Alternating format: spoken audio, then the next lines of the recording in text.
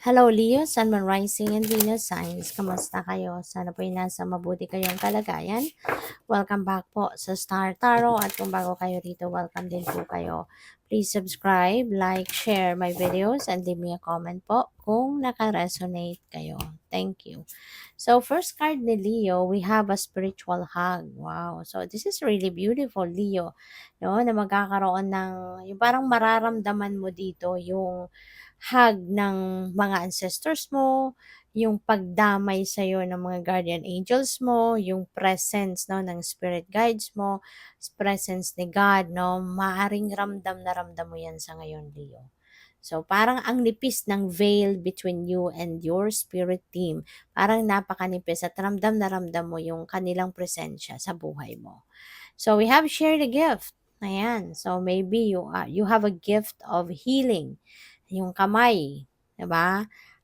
Parang ano na, oozing with healing energy. Ayan, yung mga puti-puti na yan, makintab na yan, no? Those are healing energy na talaga namang lumalabas sa inyong mga kamay. So, baka ang iba sa inyo, Leo, you know already na you are a healer at through your hands, no? Through your touch, siguro makakapagpagaling ka ng may sakit, makakapagpagaling ka ng merong mga pinagdadaanang mabigat sa buhay. Sometimes, meron tayong mga na-encounter na tao na hinawakan lang tayo sa balikat, parang ang gaan-gaan ng pakiramdam natin. 'Di ba? Yung gano'n ba, no, maaring may gano'n kayong powers, no? Maaring gano'n ang inyong kapangyarihan na through your touch, no, you can change, 'di ba? The pakiramdam of the people, no, na natatouch ninyo.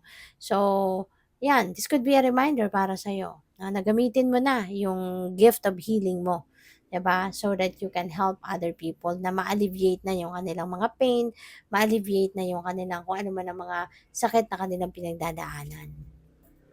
So, universal love is true love. So, love all. Wow. So, napakaganda. At saka, alam mo, when you are projecting love, 'di ba? Kapag pinapaandar mo yung pag-ibig, yung pagmamahal, kapag yan ang sinishare mo, pagmamahal, all good things follows. 'Di ba? Ganun yun eh.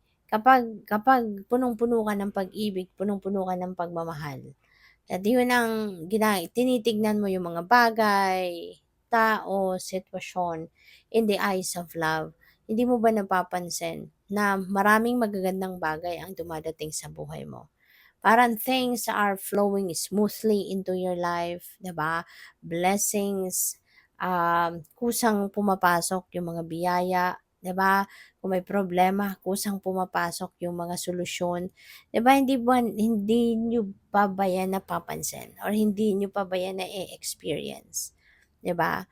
So, yeah, tignan ninyo. No? Tignan ninyo when you are projecting love, when you are choosing love, 'di ba? Kapag pinipili ninyong tignan ang mga bagay, sitwasyon, no, sa buhay ninyo in the eyes of love, tignan ninyo at magbabago ang inyong sitwasyon for the better. 'Di ba? Kasi when there is love, there is patience, 'di ba? There is understanding, and higit sa lahat, there is peace.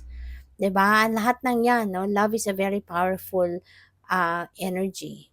Very positive energy. Kaya 'di ba, like kung sinasabi, when you are projecting positivity, lahat ng magagandang bagay pwedeng mangyari sa iyo. Lahat ng magagandang biyaya ay pupuwedeng dumating sa iyo, 'di ba? Kaya subukan ninyo ito, project love. 'Di ba? Project love, pairalin ninyo lagi ang pag-ibig at pagmamahal rather than galit, inis, 'di ba, buwisit, kasi those are negativity. No? And when you are choosing to project negativity, asahan mo na maraming negative situations and even negative people ang lalapit sa'yo. Kasi yun ang kind of energy na nilalabas mo. So, yun din ang imamatch ng universe. 'Di ba? Yun din ang mamamagnetize mo. Kaya if you're projecting love, 'di ba? Mas maraming mababait na tao ang makikilala mo, ang lalapit sa'yo, mas magagandang bagay ang mangyayari sa buhay mo, masiswerteng bagay ang dadating sa buhay mo, yung gano'n. Okay? So, what else? By the way, maraming salamat for subscribing. And if you haven't subscribed yet, subscribe na kayo. And also, maraming salamat din for not skipping the ads. Malaking bagay po yan sa akin. Thank you. And also, please click the join button sa baba ng video kung gusto po ninyo na mag-join sa membership. Salamat. So, we have, sabi ko nagkabadala, Into Your Arms. Wow. So, napakaganda nito. Alam mo, feeling ko dito, nagkaroon kayo dito ng siguro separation in the past. This could be parent and child energy, no? I mean, situation. So, baka nagkahiwalay yung magulang sa anak. So, ngayon, maaaring magkakaayos na, magkakabati na. Baka kasi nagkaroon ng, kunyari, pag-aaway, yung ganon, no? So, for the longest time, siguro nagkaroon ng distance talaga. So, emotionally naging distant kayo sa isa't isa and even physically siguro gano'n. But now, feeling ko there is reconciliation. No, merong magkakaayos na, magkakabalikan na, 'di ba? Muli magbabalik na yung ano ninyo, yung may babalik na ninyo sa ayos yung inyong relationship, parang gano'n. There is also ako na pick up dito for some of you naman, this could be um parang meron din ditong siguro mag-asawa, maaaring nagkahiwalay, dahil, for some reason, baka nagkaproblema kaya nag-separate and maaaring meron din ditong magbabalikan. O merong magbabalikan dito na dating mag-asawa. So, yun din na napipick up ko dito for some of you. Kasi parang ano dito parang magkakaroon ng mga realizations kayo and you are going to choose love. You are going to choose love. At magkakaroon dito ng understanding, pagpapatawad, acceptance, kung ano man ang naging dahilan ng pag-aaway or ng ano man ang naging rason ng paghihiwalay, ngayon mapa-patch up na 'yan. Maybe you are going to come up with a compromise or kung ano mang klaseng pag-uusap, but definitely you're going to choose love kaya meron ng acceptance, merong forgiveness, and magkakaroon ng reconciliation. Meron ditong, homecoming, merong pagbabalik 'no, sa arms ng inyong mga mahal sa buhay. So, walk to the lonesome road. Ayan. So, nandito na siguro nga kayo sa puntong ang iba sa inyo, 'di ba? Pabalik na kayo. You are going to walk doon sa lonesome road pabalik, no, sa inyong mga mahal sa buhay. Pabalik doon sa pamilya mo, pabalik doon sa asawa mo, sa person mo, yung gano'n, no? And meron din ako ditong napipick up, no, na siguro ang iba sa inyo, you are going to experience loneliness kasi you are choosing to, 'di ba? Parang ano mo yun parang in a way, siguro dati kasi let's say marami kayong kaibigan, maaring you are very active sa society, maaring marami kang, alam mo yun, yung lagi kang nasa labas, maybe you're also an extrovert, no? Pero yung nung nakaraang panahon na yon, no? Yung mga nakaraang buwan, taon, mga ganyan siguro. Pero parang ngayon nag-iiba, no, ang gusto mo. Maaring you are evolving into a different you. Kumbaga, at baka ngayon parang iniisip mo or pinipili mo na gusto ko munang mapag-isa. Gusto ko munang mag-ano muna ako, yung parang mas gusto kong kilalanin lang muna yung sarili ko at mas mag-spend ako ng mas maraming oras by myself. Kaya parang you are feeling lonely in a way kasi 'di ba, bago ito para sa bago yung sitwasyon na 'to.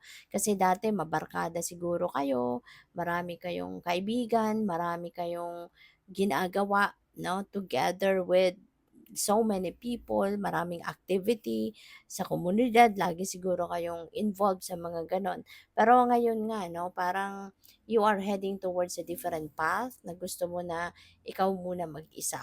Yung parang gusto mo muna na magpahinga chaotic situation, no, outside of your own world, no? Yung ganun ba?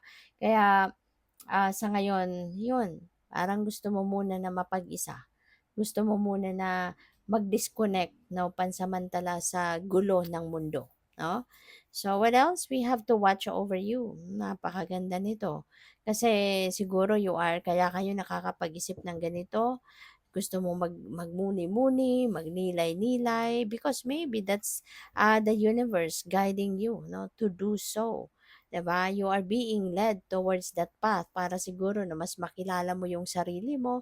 Baka sa pamamaraan na ganyan na mag-disconnect muna kayo sa kaguluhan ng mundo, 'di ba? Sa kabisihan ng mga worldly things na maaring inaasikaso ninyo dati, 'di ba? Baka mas magiging kilala mo ngayon ang sarili mo, mas malaman mo ano nga ba talaga yung purpose mo sa buhay, 'di ba? Yung mission mo sa buhay, yung ganyan. No? Maybe there are going to be a lot of self-realizations dito na po pwede mong madidiscovery about yourself.